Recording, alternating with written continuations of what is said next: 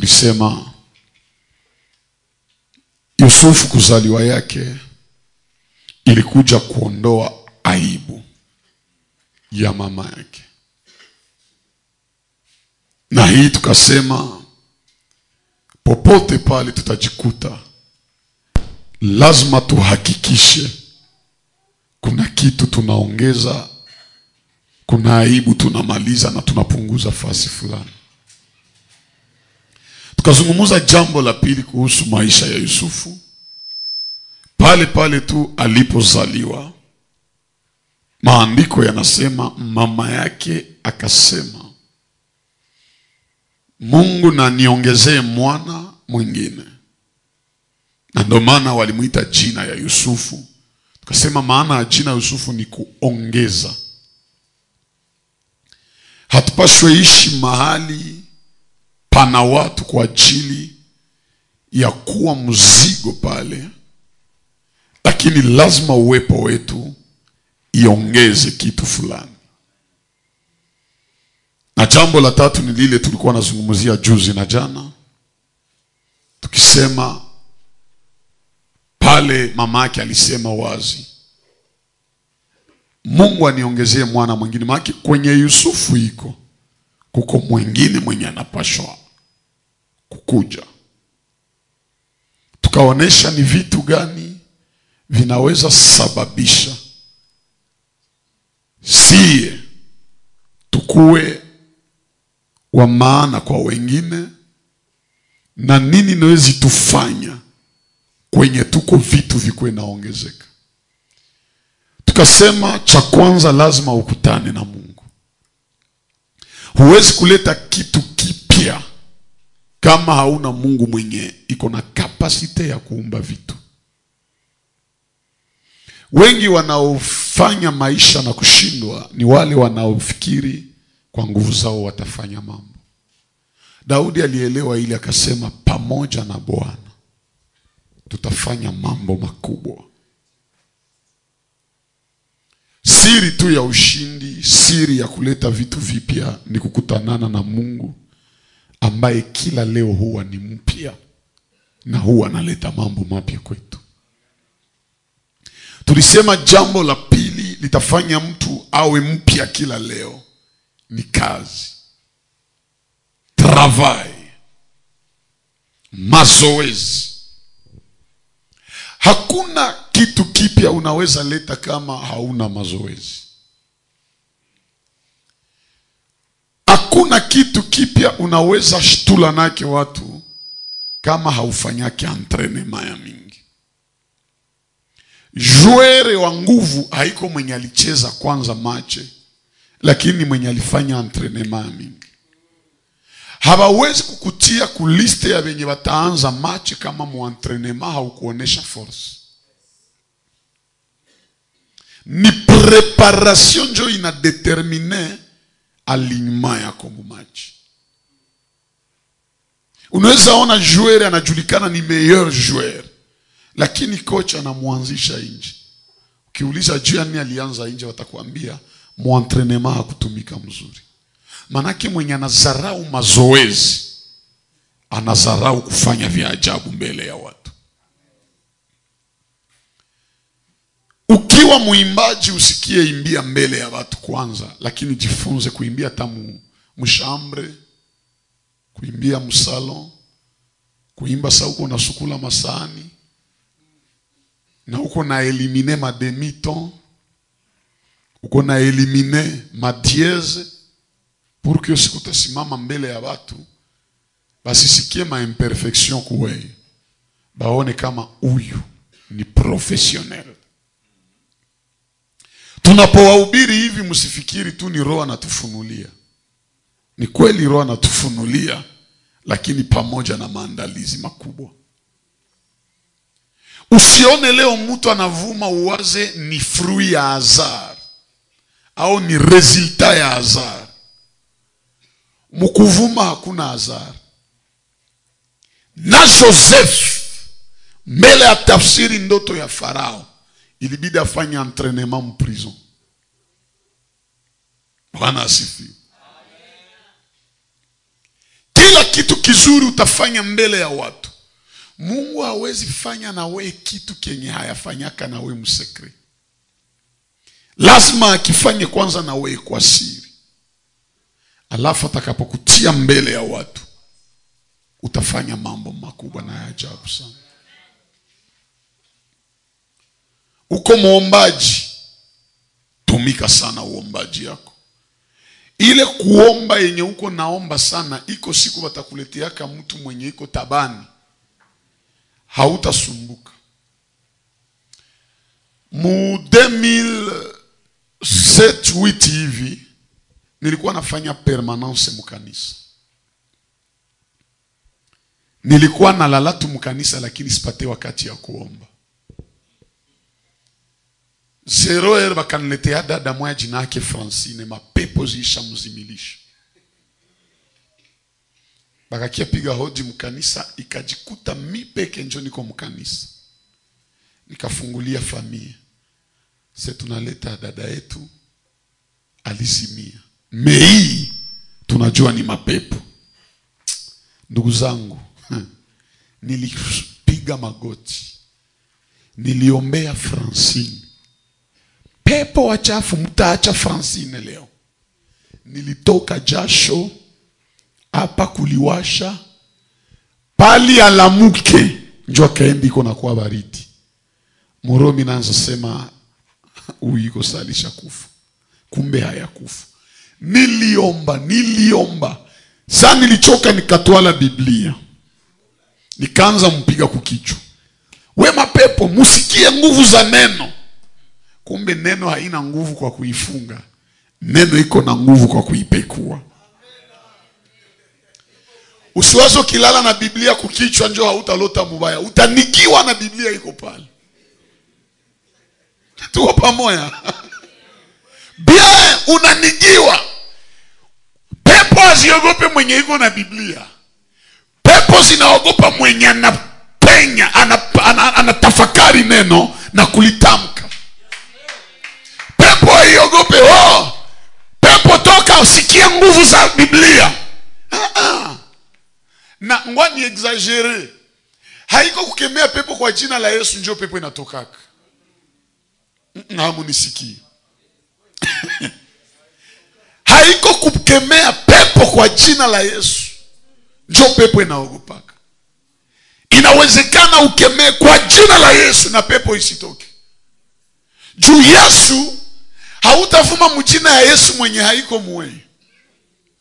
Nguvu ya jina ya Yesu ni wakati mwenye iko nasema Yesu, anamjua Yesu, anaamini Yesu, na nguvu za Yesu ziko mweye. Haunisikii. Kama ukisoma Matendo ya Mitume sura 19, uliza uko ba garçon 7 walikuwa na buyuwai. Bakajifungia mnyumba mwana garçon na mwanaume mwa wa mapepo. Bakaanza mkemee. Mtu mwa wa mapepo. Batoto 7, ba garçon 7. Na Biblia inasema balikuwa tu waangaishi moya hivi. Bakaanza kemea mapepo. Tunakukemea kwa jina la Yesu. Mwenye Paulo anahubiriaka. Pepo zikawajilia bia. Ule Paulo tunamjua. Na ule Yesu tunamjua. Nye muko banani juu mutukemee. Bakakosa jibu. Mutu mwa mapepo akajigunjia kuba garçon 7. Aliwapiga, akawapasulia kwa manguo na akawafungulia mlango akasema mwende. Wakaenda yuko atembea mwingine yote ya bavali. Balitumikisha jina ya Yesu lakini nguvu za Yesu hazikomwa. Nilikemea mpaka kafika 5h nishachoka. Nishawakia tu kwa jina la Yesu. Francine hafufuki. Halamuki. Kekitanumisha roni hiki. Mtumishi moya yali lali kona ngoroma kwao. Akakuya yenjo ataongoza maombi ya asubuhi ya 5h30. Mina ubiria ile verse. Oma taitu kona soma 2 verse. Meko kwenisha ubiri mwezi mzima verse moya. Kila siku kitu ya mpya. Haiko seo juu nilikuwa najua tu sana. kuko nilikutana naka nao bakanisaidia. Unaweza kuwa uko Apollos, uko naongea mzuri, uko na esprit verse mu maandiko, lakini utakutana na Priscilla na Akilas, batakuonesha njia mzuri zaidi.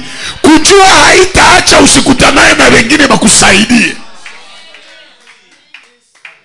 Kiburi ni wakati unawazaka wewe ndio unajua kuzidia watu yote. Kuko siku utakutana na mwenye anakushinda. Na ukitaka ukuwe wa maana kwa wengine, hakikisha unaingiza kipya. Na juki ya mpya kiingie, mpaka uitike ufunzwe.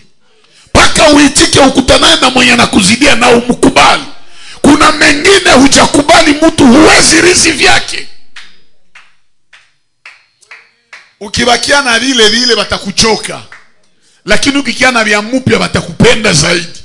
Wakati mwingine usiulizake juu ya nini mnaanza nizoea. Tulisha kuzoea juu tulishajua mwanzo, conclusion na development yote.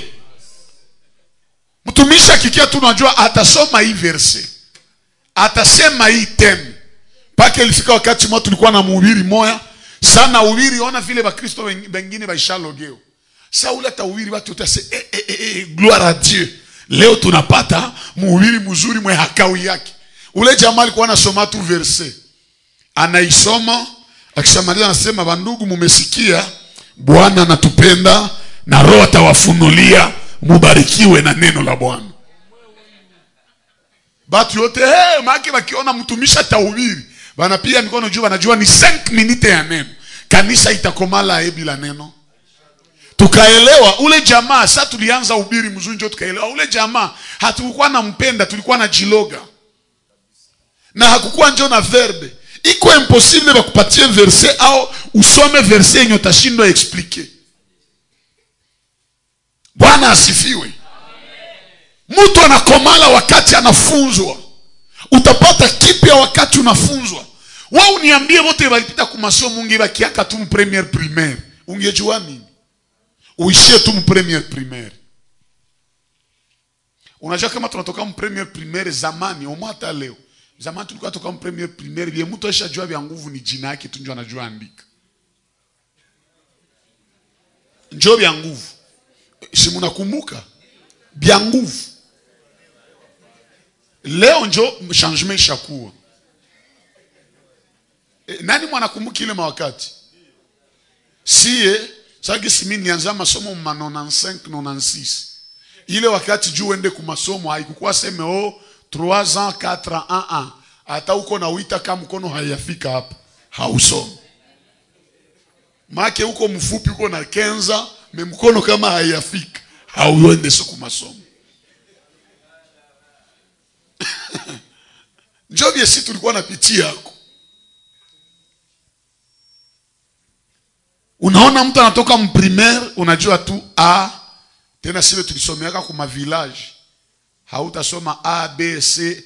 Français ilikuwa sile tulisomea kwa village, make mprimaire, mpremiere njoo watanza bafundisha Kiswahili. Mu 3e njoo français naanza. Nyibe mulizaliwa mu vile, mshukuru Mungu. Kuko vya mingi vya muliswata. Basi mimi nasema bongo. Basi banajua vya niko naongea hapa. Pale useme A B C inakuwa A B C. Si hatukusoma C, ni C.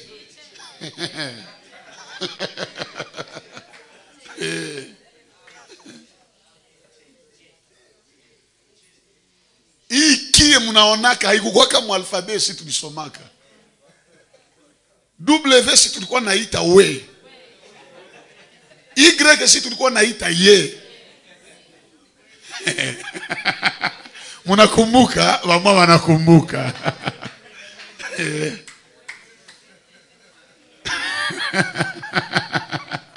Mama wanakumbuka. Si hatukusomaka X. X mu alfabeti ya Kiswahili hatukuisomaka. Hatukuisoma. Tulianza jifundisha alfabeti vile ni mu 3e primaire. Asa uniambie zile retare zote uishie mu premiere, ubakie na matiere ya premiere. Siku utakutana naka na mwalifika mu 6e primaire. Au ushie mu 6e primaire. Siku utakutana naka na mwiko na diplôme d'état. Niveau, ambia tu jirani niveau zinapishana. Kisha mwambie ukikutana na mtu wa niveau ya yulu ya yako, shuka chini yake akusaidie.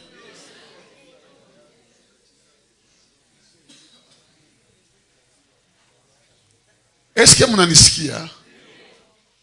Huwezi falia watu kama ukutana na mwenye atakusaidia. Hata uwe Paulo. Yesu alipokutanana na Paulo akamfanya kipofu siku 3. Juu Paulo macho ifunguke wakamubeba kwa sacrificateur. Ilibidi Anania muombe. Sana muombea njoo maekae zinaanguka. Maganda, Biblia inasema pia maganda. Kumbe Paulo alikuwa samaki. Mwenye maganda inaweza anguka hako. Mais ukisoma Paulo, ça c'est profond, très profond d'ailleurs. Ukisoma Paulo, hatuna hata exploit ule Ananias mwaliombeaka Paulo. Mais ule ndio mwenye Mungu anatia kumikono ya Paulo. Maana ni kusema nini? Unaweza kuwa na destiny ya kabambi, lakini leo hauyakuwa wa nguvu. Unaweza kutana na wa nguvu kuwe leo, mais après miaka 5, wewe ndio utakuwa nguvu kumzibia. Itika tu ushuke chini yake. Huduma ya Musa ni ya fimbo. Huduma ya Joshua ni ya mpanga. Kati ya fimbo na mpanga nani wa hatari? Lakini Joshua alitika hata iko na huduma ya kilo kuya baba yake, ajifunze mengi kwa baba yake. Na ninachopenda ni hiki, kama Musa babake na Joshua tapasula bahari ya Sham, Joshua naye mbele ya Yordani hata chichibe, atakumbuka vile alipasulaka bahari, maana nenda pasula Yordani. Na kwenye Musa aliishia, ndio kwenye Joshua alianzia. Ukitaka ufike mbali, itika ufunzwe. Itika ufunzwe. Na mkufunzwa ni saa ya disparition. Mwingine nje iko naonekana, wewe hauonekane, lina waka muwe wanakuambia tulia, wakati itafika. Kuko wakati ingine Mungu atajua wewe uko na destiny ya kabambi, lakini jua kukonserve na kukuproteger anakuficha kwanza.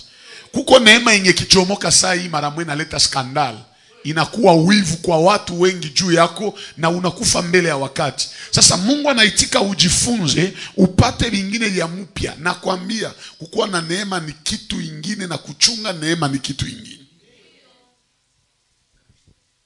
Bamingi walikatala funzwa. Hautafalia watu kama haufunzwe. Meme Yesu siku moja iko naambia wanafunzi, ase mi sibaite tena, mu Jean 15 anasema sibaite tena watumwa au watumishi, bali na waita kuwa marafiki, kwani nimewaonesha yote niliyojifunza kwa Baba. Kumbe Yesu nalisomaka.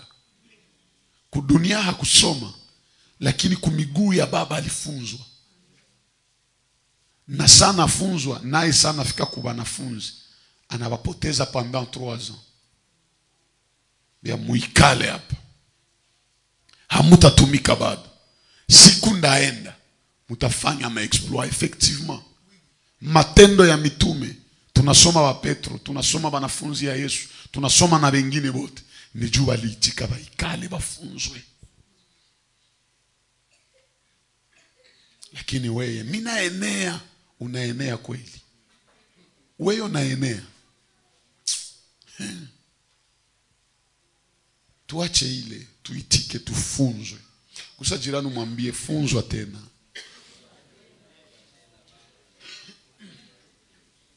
Leo acha niguse kitu kingine kenye kitatubariki juu ya Yusufu. Utaenda soma kunyumba Mwanzo 37. Mstari wa kwanza kushuka. Msomaji mzuri utaenda somea yote ile chapitre 37 yote kunyumba. Kuna vitu mingi utaelewa vile mimi natasema hapa.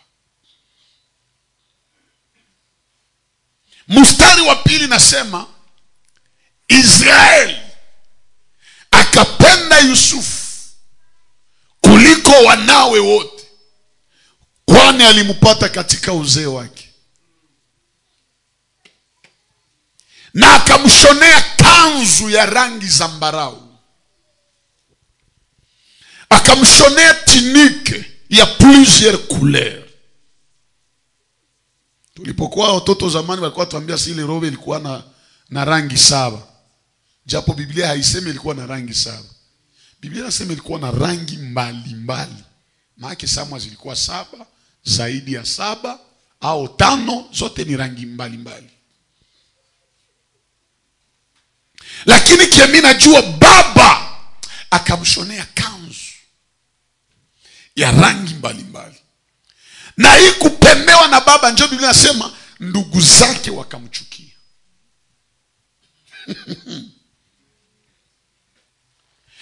Munakumbuka kumwanzo tuliona ke Joseph mbele ya mama yake alikuwa wa kwanza, kwa baba yake alikuwa wa 11.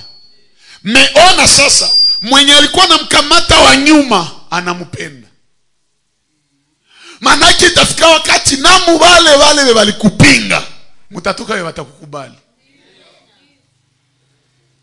Kupingiwa haiko mubaya kama uko travailleur. Tumika mpaka mwenye alikupinga siku moja aseme hata nilikuwa nampinga mimi namuitika. Unakumbuka Yesu alikuwa amuuliza wewe ni mwana wa Mungu, anasema wewe umesema. Lakini kumsalaba wale walimpinga. Sasa waliona fenomene moja hivi, wakasema hakika kwa kweli huyu alikuwa mwana wa Mungu. Sasa Yesu yeye alisema na alishakufa, mimi na wewe watakuwa natuitika na tungali hai. Niende mbali nikuonye nikwambie, usiitike mtu na alishakufa. Usitape mtu sa alishakufa.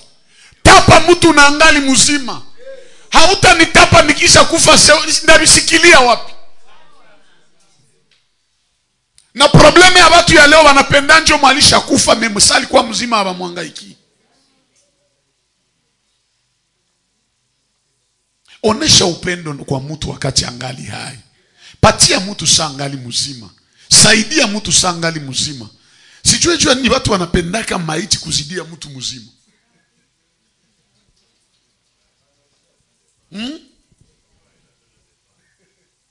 Mtu angali mgonjwa mulishindo enda mtembelea kwa hospitali, mesana kufa mnauza serikali ya $2,000, alors que kwa hospitali alikosa $100. Mnaona roho mbaya ya watu. Baleo hawezi kumbuka ile wimbo ya Sinanduku. Sinanduku alikuwa mgonjwa na alikuwa naomba, na kanisa wakamdharau, familia njoo haikumhangaikia, lakini sali kufa.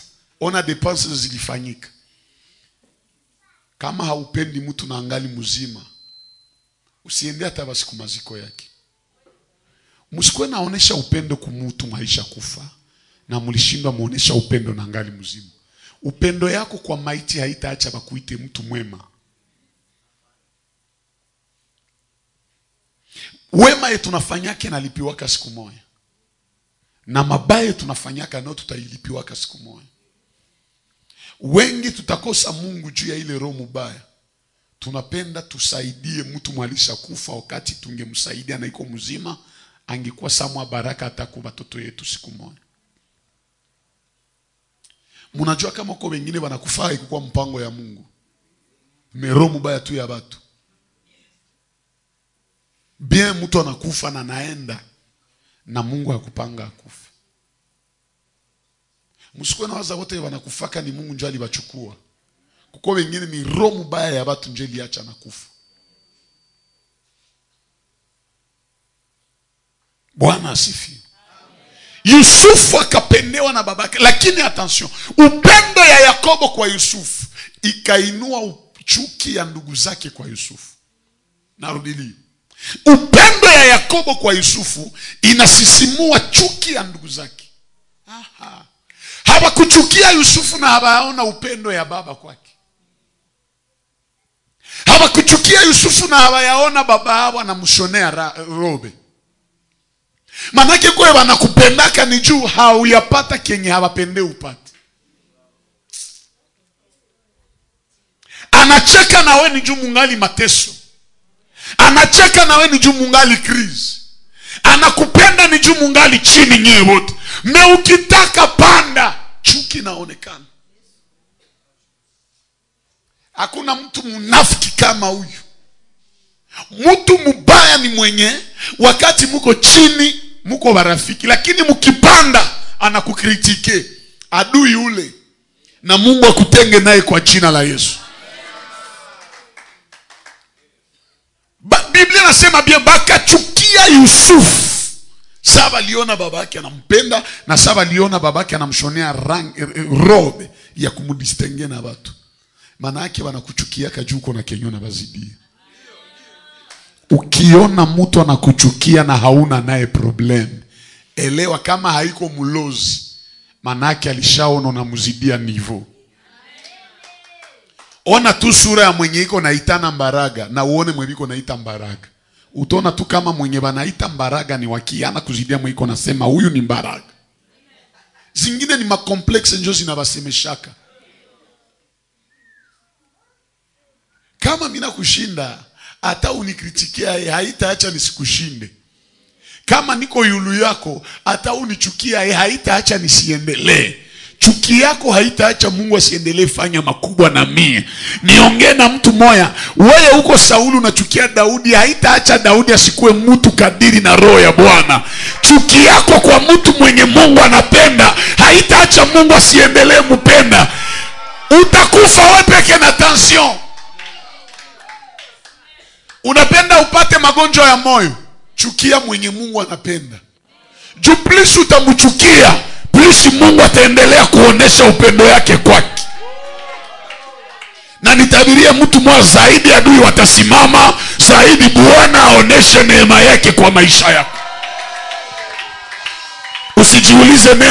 Usijiulize tena kwa nini wanakuchukia, kwa nini wanakaa vikao kukuchafua. Ni sababu kuna neema ya Mungu juu ya maisha yako. Mtu wa neema wanamchafulaka tu, lakini neema yake itamsukula.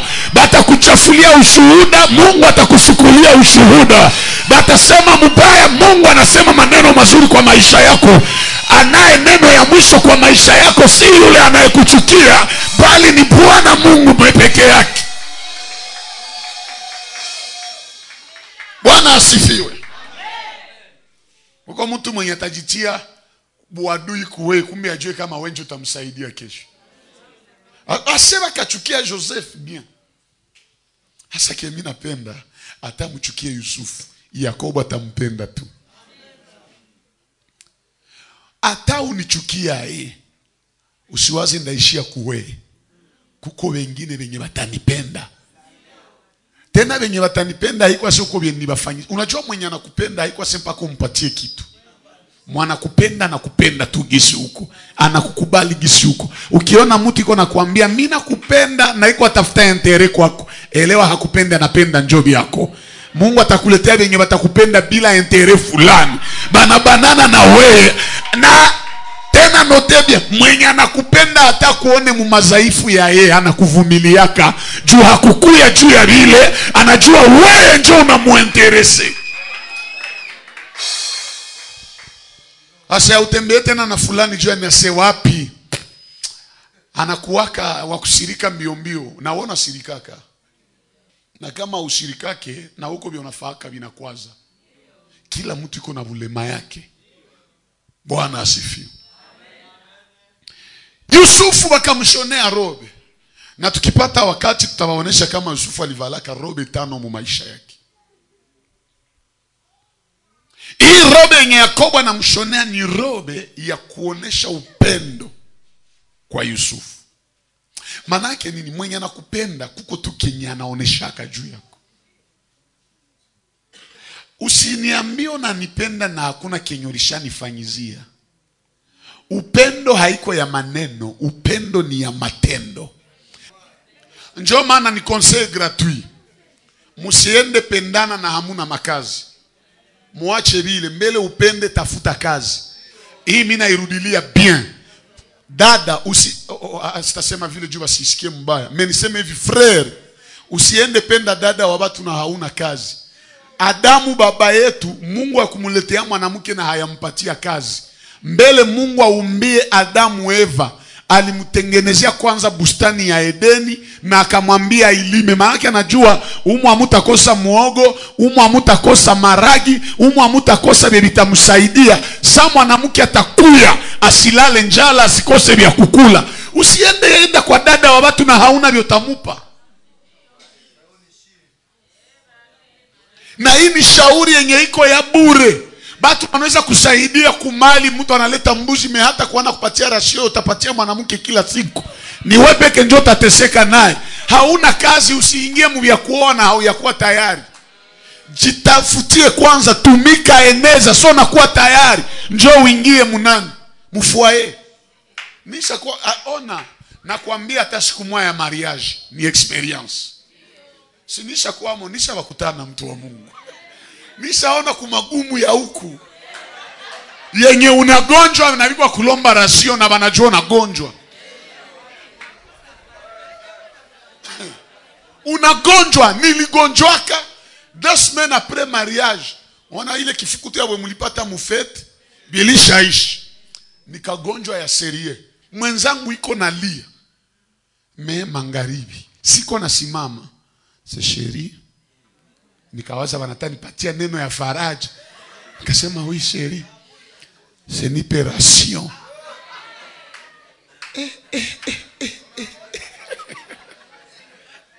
Baka niongezea magonjwa ile saa. Unaanza jiuliza. Hautamjibia, memuro unaanza jiuliza. Anasababu kama nimekuwa na gonjwa, siko natoka, siko nafaa kitu, natazi tosha na uko obligé. Juu ni responsabilité yako. Mwende oa. Mwende. Mwende. Mujitayarishe mbele. Mujitayarishe mbele. Musichokoze mapenzi na wakati hayafika. Na waambia hakuna jaribu sa vile uishi na mwanamke na hauna vya mtakula. Wewe peke unakosara. Unakosa kama ukimbie nyumba.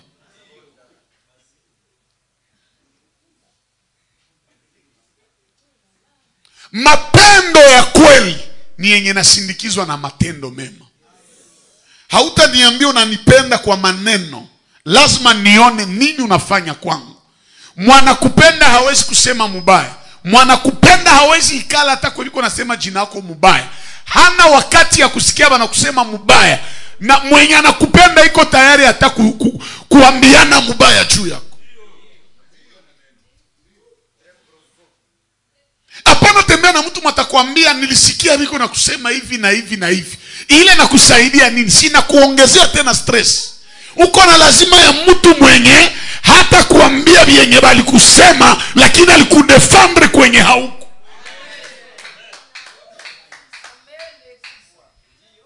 Kuwa na watu sawa Petro, unatachezea Yesu lisikie naenda.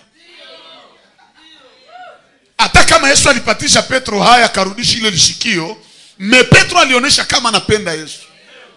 Na niende mbali kwa sanjo maana Yesu alielewa Petro sali msaliti. Akaelewa kama meme atana nikana hapa, alikata masikio kule kuonesha kama ananipenda. Hapa uko watu wenye bana kuambia wanakupenda, ni juu muko nao. Muachane tu, atakutandika na kukuyanika wewe wote. Huyu bure, huyu kichwa unga, huyu kiwerewere. Japo sasa alikuwa na wasi, hakuna mwingine sawe. Mungu akutenge na wale wanafiki kwa jina la Yesu. Munachukilia Yusufu nini? Juu tu babake anampenda. Hata mchukie Yusufu, Mungu naye angali atampenda tu. Juu kuko mpango mkubwa Mungu iko nayo kwa maisha ya Yusufu. Unichukie na usinichukie, kama Mungu ananipenda inatosha. Uniseme mzuri au usiniseme mzuri, kama Mungu angali na mpango ya mzuri kwa maisha yangu. Tuko sawa sawa? Sawa sawa kabisa. Maandiko yanasema non seulement Jacob akapenda Joseph na kumshonea robe, meona sa vita kubwa ya Yusufu njoi. Akaota ndoto. Sema na mie ndoto. Vita kubwa ya Yusufu ni ndoto yenye alilotaka. Au niseme ni ndoto zenye alilotaka. Yusufu alilotaka ndoto mbili zenye Biblia inaonesha. Na Biblia nasema saa yenye alizilota, bandugu yake wanazisikia, njoo wakamchukia sana. Bo, kesho yangu ni hii. Munachukilia Yusufu nini? Na nyinyi hamulotake? Sinabo wanalotaka. Me probleme ni nini? Abo walikuwa na ndoto yenye haina interpretation. Me ndoto ya Yusufu hayo wanajua maana yayo. Ça veut dire quoi? Nyie wote mnaweza kuwa na vision, lakini mwenye hakupenda akiona vision yako ni ya maana kuzidia yake, njoo inakuwa mwanzo ya chuki. Ba mingi banakuchukia ni juu banaona vyenye uko navyo vinazidia vyao. Ukiona tu mtu anakuchukia, anakuchafula, anakutakia mabaya na hauna probleme naye, elewa tu kienye kiko muwe kinazidia kyake. Asema kamuchukia juu ya ndoto. Me entre parenthèses, juu ya nini banachukia Joseph? Ni juu ya ndoto. Me deux, ni juu alibaeleze. Hange baambiaka nililota hivi na hivi na hivi, habange jua na habange mchukia. Maake kwa yenye vita yenye ingine yenye unajileteaka juu ya kushindwa chunga siri. Maisha haiko ya kujianika. Sirtu nyile munapenda poste, mutajinulia vita yenye haikukuwa napangiwa. Na bambia uko vita ingine na simamaka Mungu akuipanga kwako mebujinga yako, njoo nakuletea vita. Ulivala kango kamwe shere, hey, Mungu ametukumbuka na unajifaa hivi.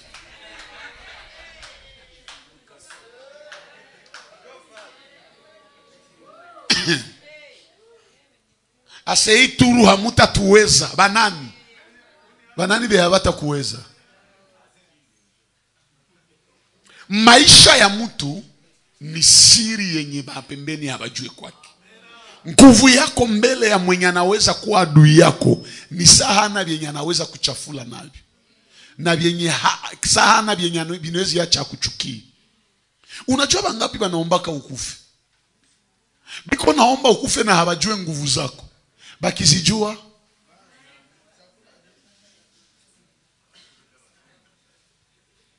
kama hauchunge maisha ya siri, uko najinulia vita ya ajabu sana. Bingine fanya na unyamanze.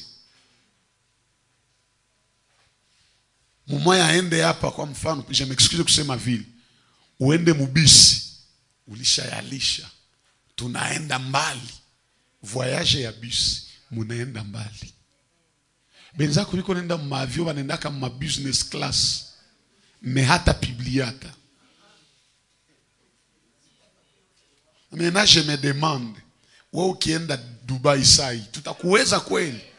Yo, na YouTube, na TikTok, na WhatsApp, fasi yote Facebook itajua.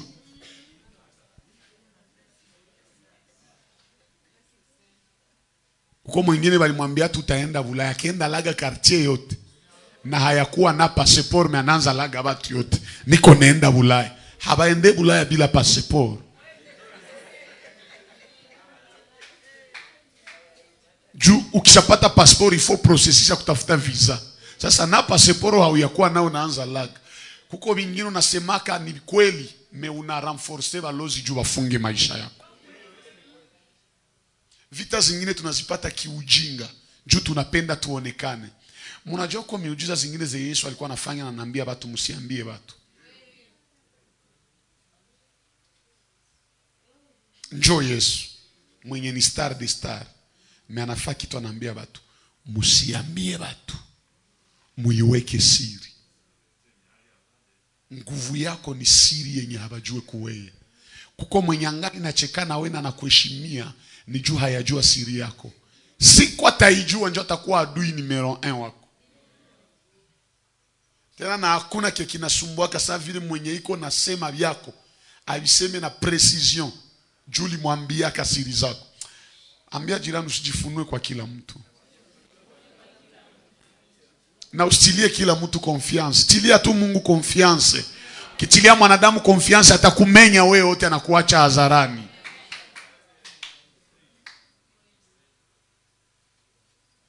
Jutu wakuchukie iko tayari mwenye anaweza kutungia bongo kisha apate kweli kuwei.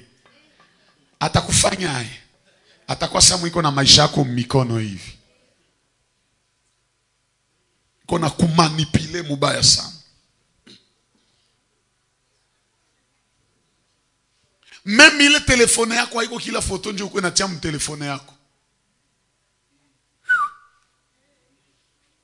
Mes frères et sœurs, hii ni conseil, lakini nakuwa papa bananza bifanya. Hata mapenzi yuwaki ya musifike mwile viwango kusema nitumie foto yenye hauvali. Ile ndio ushenzi ya onivo. Semina kufaire confiance, semina nataka kutumia uivute sai. Ase haki. Utanitumia yo mina iona na mina vuta. Tuma.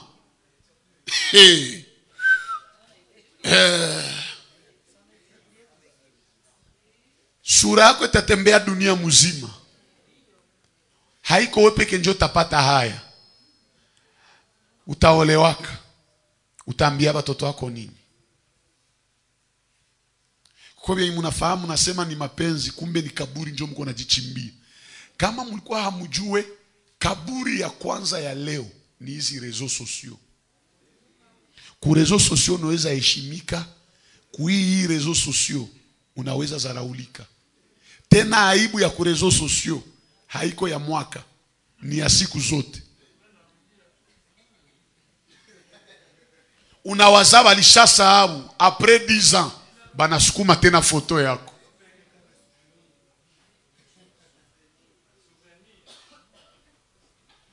Kuko walikuwa watakuwa wahubiri wakubwa, lakini wakafahamu karamusi. Video zao zikazunguruka dunia yote. Leo hakuna mwenye iko na baita. Telefone ni ya mzuri juu na kusaidia uongee na watu, lakini ukitumikisha mubaya itaexpose maisha yako mahali ya mubaya.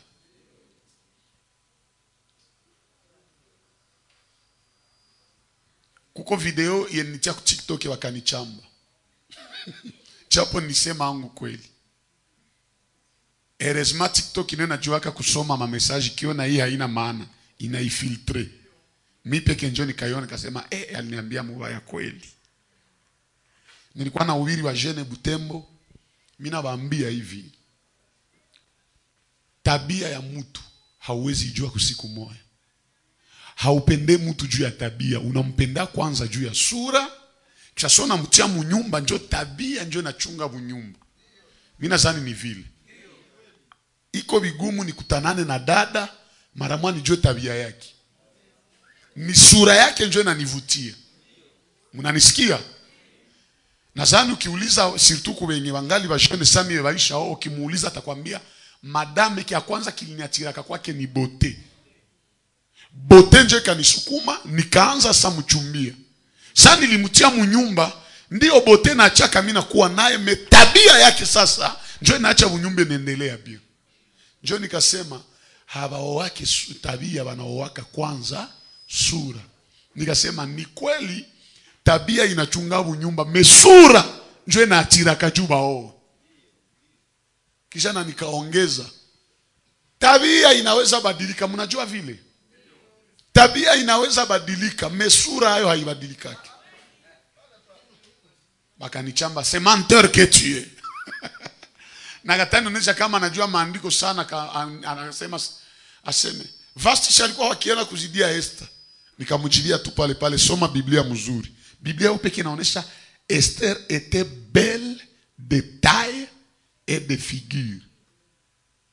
Nyuma ya maombi ya Esther kulikuwa uyana, kusura na tuitikiane kuko banamuke bakiana huku nje.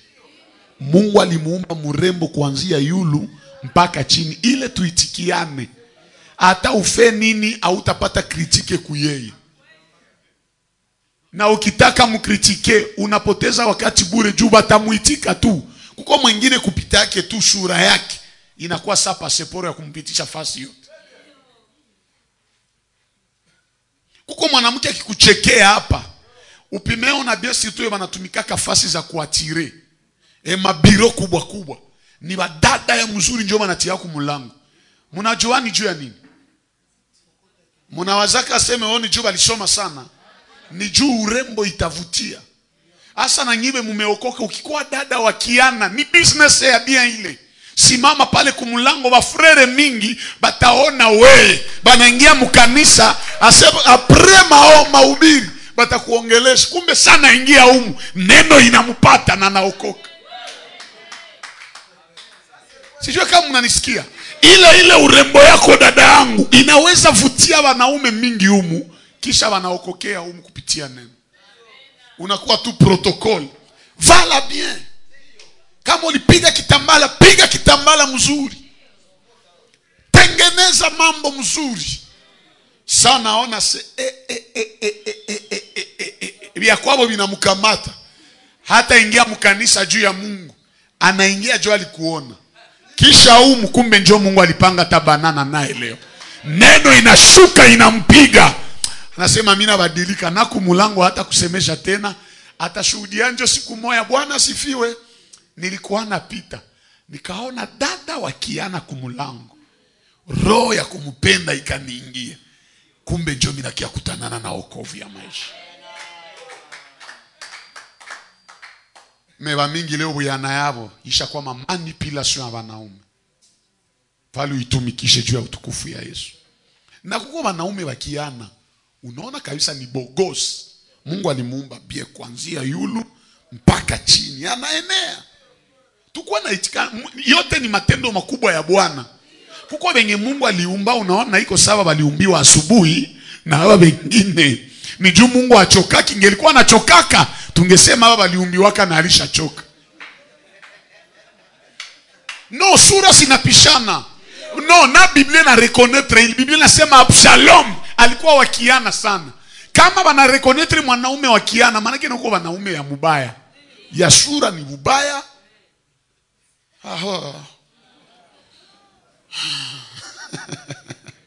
Bwana sifiwe. Acha niende maliza kusema hivi. Haiko wetu ndio utakuwa unajibandika kumutu na haoneshake kama anakuwaka kwako na we. Ukibanana na mtu sana unajibandika kuyeye, wetu njo unamuitaka, wetu njo unamtembeleaka, wetu njo unampatia makado, wetu njo unafaka vya maana kwake, lakini yeye hakujali. Tia yeye nyuma. Banana na mwenye anakubana. Pendana na mwenye anakupenda. Itana na mwenye anakuitaka. Andikia mwenye anakujibiaka. Shughulikia mwenye anakushughulikiaka. Hapana tembea na mwenye hakuangaikia, utagonjwa mbele ya wakati. Bwana asifiwe. Akose tu kitu moja unaweza mpatia bure, ni maombi. Juu unaweza ombea mtu yeyote ule. Na Mungu anasema napenda wani. Hata kama kusema na wanichukiao na wachukiao tremandi. Napenda wanipendao, sipendi benye.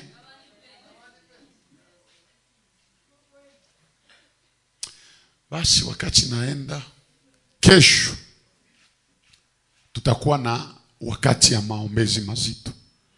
Kesho ndaanza 6h, tunatoka hapa 10h. Amen. Samani.